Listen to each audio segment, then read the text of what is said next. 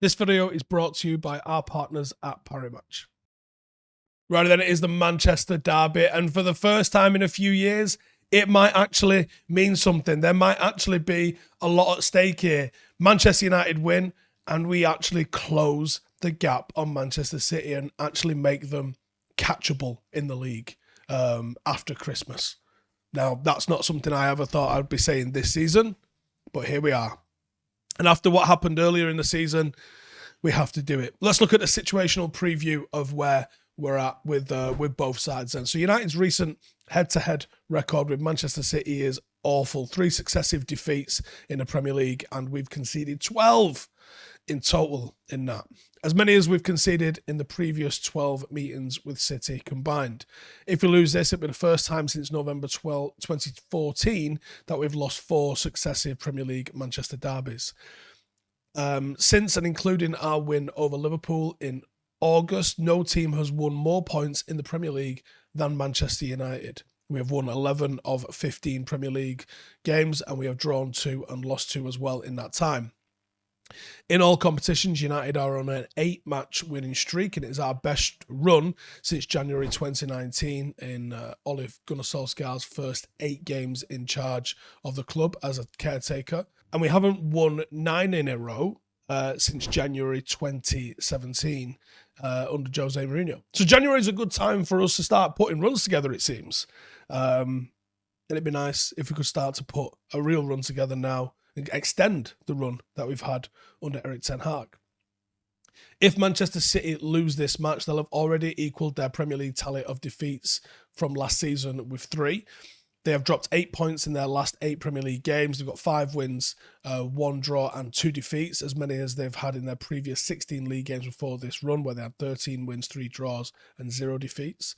They are undefeated in 27 of their last 29 matches in the Premier League.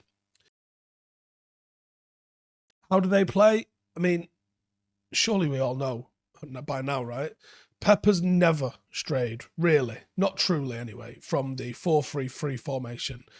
One of the things that stands out with Pep's 4-3-3 is he tends to basically want to play 6 midfielders, and the preference for not having out-and-out centre forwards, but this year that changed with Erling Haaland, and it changed the principles, but it hasn't changed from being overtly possession-based. During build-up, they will start off with the left side number 8 having license to drift deep alongside Rodri, should he require extra help against a bit of a compact or high press.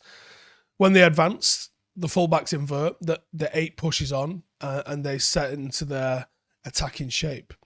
The most prominent tactic Pep uses, without a doubt, is the use of inverted fullbacks as auxiliary midfielders. He loves to pack the midfield, and that's why they dominate possession to the manner that they do. They get on the ball. They stay in their natural starting position during the defensive phase of the game, but then drift into the next channel slightly and become part of the ball rotation sort of carousel that Pep Guardiola has. And the primary reason for that is to create overload centrally while simultaneously stretching the field that little bit wider through the wingers. It also helps them circulate possession, as I said. It also helps them switch play, which is the number one way to get around a low block, is to take it wide. The City aim to occupy every single zone in the centre of a pitch.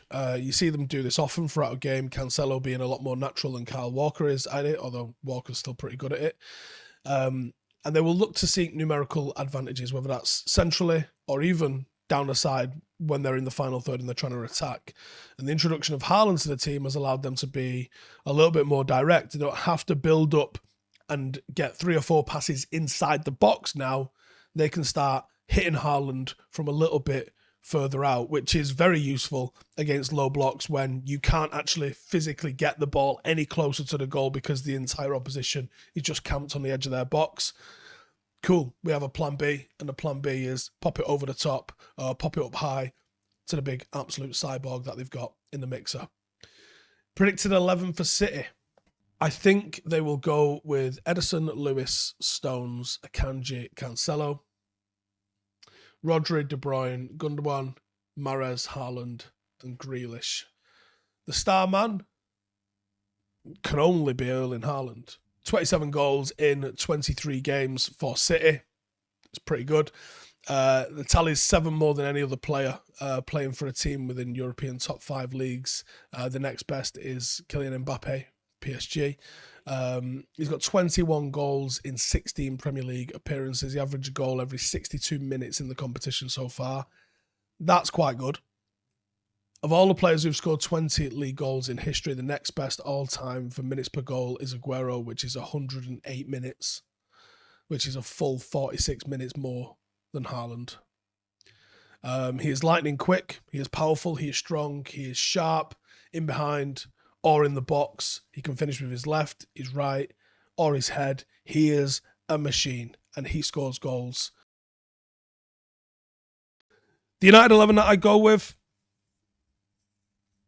I think there's going to be a couple of surprises in here, but I'll explain them as I go. So De Gea in net, no surprises there. Back four of Shaw, Martinez, and I hesitated putting Martinez in there because I thought it was poor against Charlton, but I believe in him. So we go with Martinez alongside Varane and Wan-Bissaka. The injury to Delo, plus actually I wanted Wan-Bissaka in the team for this game. Eriksen and Casemiro was the easiest thing to write down. And then this is surprise number 1, Bruno on the right. And I know Bruno, when shifted to the right to accommodate Donny van der Beek the other week, wasn't great. Different game though. And I think against Manchester City, having him as the pressing force that he is, coupled with who I'm going to pair him with, the delivery that he's got, getting him out of the centre of the pitch and moving him to an area where you can get it to him quite easily because of the height of Manchester and the depth of Manchester City's fullbacks. Getting it out to Bruno so he can then put balls central for the goal scorers, I think is a very effective weapon. So I'm going to go Bruno off the right, the most informed man in the world, Marcus Rashford on the left-hand side, Anthony Martial down the centre, and Fred in the 10. Now, Fred's not in there for his creative abilities. Fred is in there for cut about the place and smash into people abilities. This is going to be a back foot performance from United. Bruno presses, Fred presses, Marcus presses, Anthony Martial's heard of it. Those three in front of Eriksen and Casemiro could be enough to tip the tide and the balance towards United. And that's what I'm going for with that. The other option is Anthony, who I don't think is in great form at the moment. Fred got man of the match the other day, in my opinion. Reward that. Give incentive to everybody else in the squad by saying he played well, he's in the team. Bosh. And I think that gives United a fighting chance. Character has got to be the biggest selection in a derby. Form can go out the window and the underdog often prevails. And I think this is the time that you go with the hardest working team that you can find. The match winner for Manchester United, I mean, the last dozen games or so, it's been nobody else but Marcus Rashford. He scored in each of his last 6 appearances for Manchester United, which is already his best ever scoring run in a United shirt. His first time he scored as many as 7 goals over a 6-game period for United in all competitions. His pace and the ability to take players out of the game is City's kryptonite. If you can feed him in behind, he nullifies players. He will disrupt what City are doing because they're going to have to try to contain him. A major factor in us being able to sit on the back foot is having Marcus to be able to hit.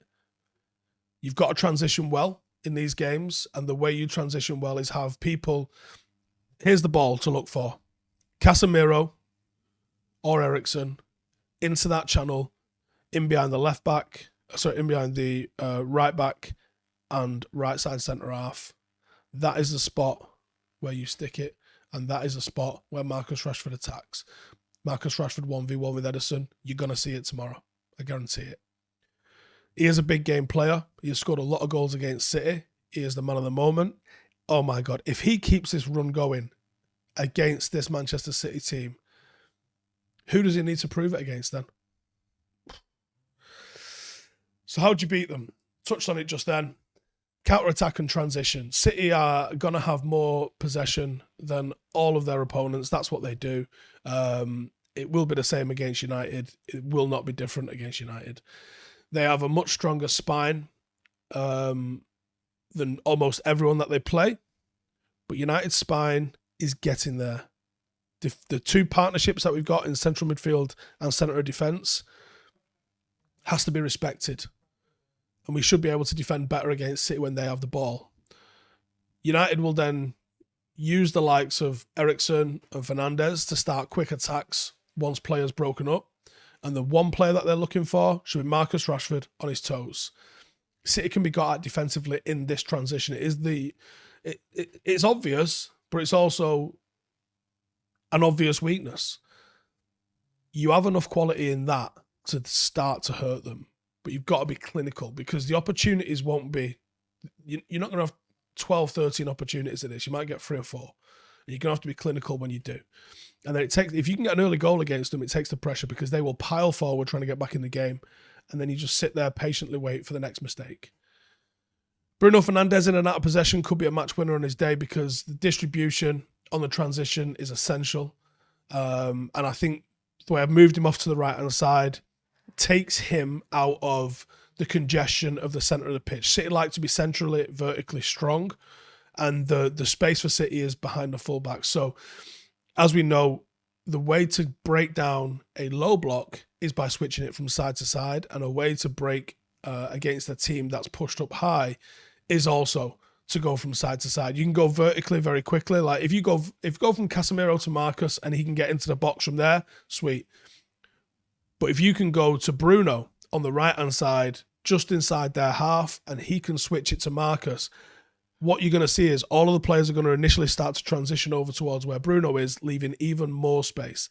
The energy, work rate, tenacity, the passion that he plays with will all be massive for the team, and he'll be important defensively. Whether he's played central and he locks onto Rodri and tries to break him up, or whether he goes on to Cancelo and tries to stop a little bit of the playmaking that he does there. Both very, very key players for Manchester City and key roles that we could do. The big one then is work rate. Don't go into a Manchester derby and think anything other than that you're going to outwork them. You can't afford to have 1 weak link. You can't afford to have a player taking a game off. De Bruyne cannot be allowed the freedom. Casemiro's going to have to clamp him. And you've got to be brave. You've got to be clinical. And you've got to feed off the energy of the crowd because Old Trafford is going to be fucking bang up for it. Can't lose runners the way we did in the Etihad. And otherwise, let's see what it's all about, eh? Let's see how far we've come in a few short months. I'm not expecting us to go and dominate this game and smash them. I wouldn't be surprised if we can get something out of this. Let me know your thoughts in the comments below, and I'll see you in the next one. Laters. Hey, thank you for watching the video. If you are new around these parts, then don't forget to subscribe. My channel is proudly supported by my community on Patreon. If you'd like to get a little bit of extra content, a Discord group, meetups, five-a-side games, weekly podcasts, behind the scenes, and even an occasional bit of transfer news as and when I get it, then for the price of a pint, you can show your appreciation for the content that we make and get some goodies for doing so as well. Check the link in the description or click the button right here. You'll also find all of my socials here too if you want to follow me on any of those platforms. Nice one.